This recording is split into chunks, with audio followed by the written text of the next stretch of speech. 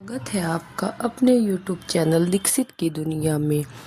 एकादशी पर मरने वालों को मिलता है स्वर्ग, लेकिन नहीं मिल पाता अन्न का एक भी दाना। जानते हैं क्यों रहना पड़ता है उनको भूखा?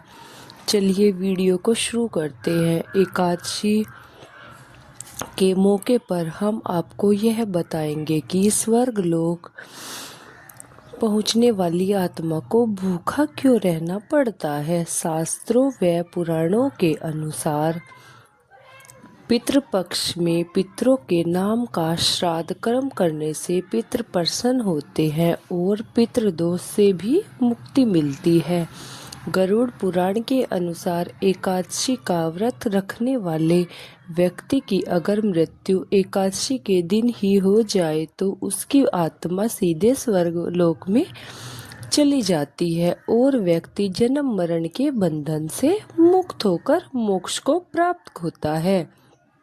लेकिन एकादशी के दिन मृत्यु होने वाली आत्मा को स्वर्ग लोक में भूखा रहना पड़ता है। आइए जानते हैं आखिर ऐसा क्यों होता है।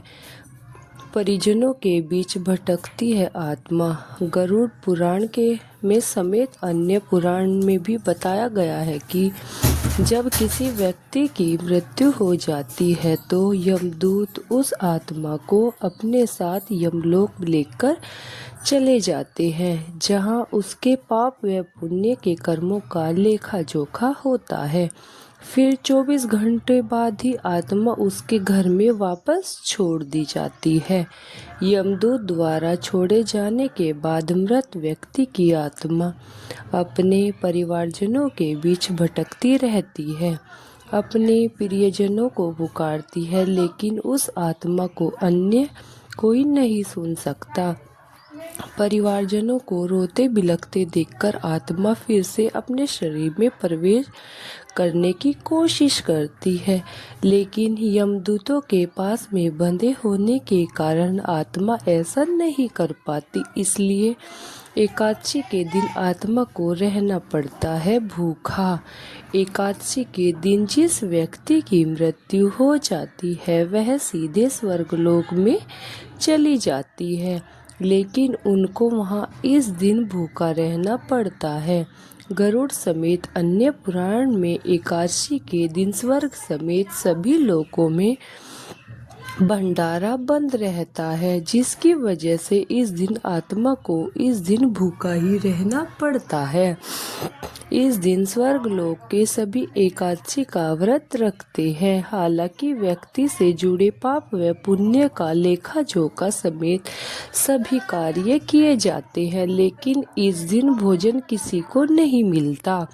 स्वर्ग लोक की तरह बैकुंठ धाम में भी भंडारा बंद रहता है और भगवान श्री विष्णु जी व माता लक्ष्मी जी समेत बैकुंठ धाम में रहने वाले सभी एकादशी का व्रत करके गीता में बताया गया है कि माह के 30 दिनों को चंद्र के घटने व बढ़ने के अनुसार 15-15 दिन में बांटा गया है।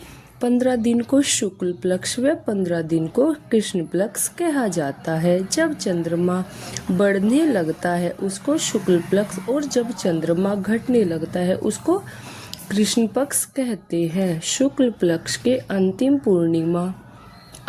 दिन पूर्णिमा की तिथि आती है और वह कृष्ण पक्ष के अंतिम अमावस्या की तिथि आती है। शास्त्रों में लिखा गया है कि शुक्ल पक्ष में 15 दिन देवताओं के दिन माने जाते हैं, वहीं कृष्ण पक्ष के 15 दिन पितरों के माने जाते हैं।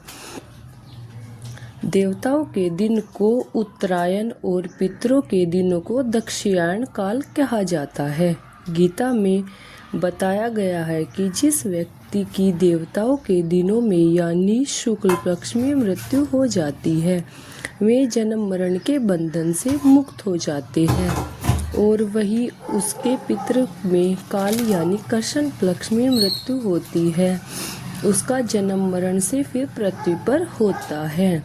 पितृपक्ष की एकादशी को इंदिरा एकादशी के नाम से भी जाना जाता है और इस दिन श्रद्धालु श्राद्ध किया करते हैं। इस दिन श्राद्ध करने से कोई लाभ नहीं मिलता। किस दिन श्राद्ध के पितरों को मोक्ष की प्राप्ति होती है। इस दिन श्राद्ध करने से 7 पीढ़ियों तक के पितृपक्ष तृप्त हो जाते हैं। इस दिन श्राद्ध करने से परिवार में सुख और शांति और समृद्धि बनी रहती है। इस दिन श्राद्ध करने से विगत लोगों की आत्मा को शांति मिलती है। इस दिन श्राद्ध करने के लिए इन बातों का ध्यान अवश्य रखना चाहिए। इस दिन उन लोगों का श्राद्ध किया जाता है जिनकी मृत्यु किसी की माह की एकादशी को हुई है।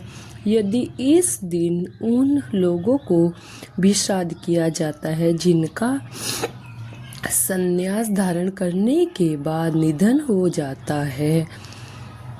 इस दिन पितरों के लिए तर्पण भी किया जाता है। इस दिन ब्राह्मणों को भोजन कराना चाहिए, उनका आशीर्वाद लेना चाहिए। इस दिन गाय माता, कुत्ते और चींटियों को भी भोजन खिलाना चाहिए। इस दिन तिल, अन्न, चावल और दूध का दान करना चाहिए।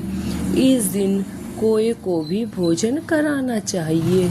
इस दिन गरुड़ पुराण का पाठ भी अवश्य करना चाहिए।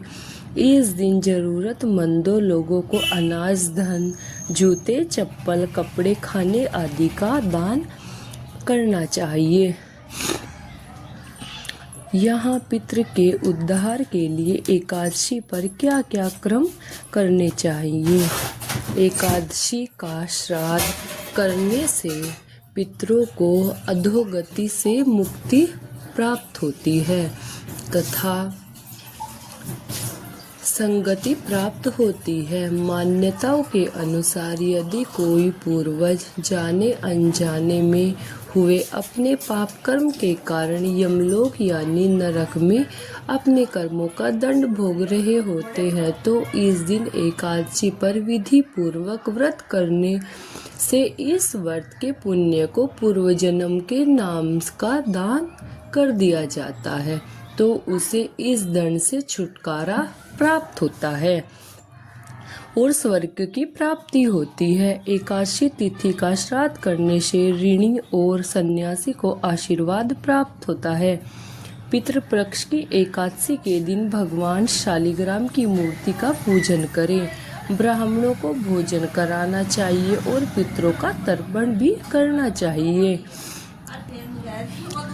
जिससे सभी परेशानियां, संकट दूर हो जाती है और रुके हुए सभी कार्य पूर्ण हो जाते हैं तथा घर में सुख शांति का वास होता है। सुख शांति निरंतर बनी रहती है। श्राद्ध पक्ष की एकादशी पर सबसे पहले देवताओं को अग्निग्रास दे, फिर गाय माता, कुत्ते, कौवे और चींटियों, मछली को भोजन कराएं। साथ ही पीपल के वृक्ष के नीचे अन्न जल, इस तरह के क्रम को एकादशी का दुगना फल प्राप्त होता है। सभी तरह के संकटों से मुक्ति प्राप्त होती है। अश्विन कृष्ण पक्ष की एकादशी का श्राद्ध करने वाले निरंतर ऐश्वर्य की प्राप्ति प्राप्त करते हैं। एकादशी तिथि को सन्यासी लेने वाले व्यक्ति को श्राद्ध करने की परंपरा है। इस दिन एकादशी का व्रत रखा जाता है, अतः इस बार इंदिरा एकादशी का व्रत रखा जाएगा। एकादशी तिथि के दिन श्राद्ध का दान किया जाता है। यह सर्वश्रेष्ठ दान माना जाता है। इस दिन व्रत रखकर श्राद्ध क्रम के से पितरों के देव माया और भगवान श्री हरि विष्णु जी प्रसन्न होते हैं। इस एकादशी का व्रत करने और श्राद्ध करने से कर्ज से मुक्ति मिलती है।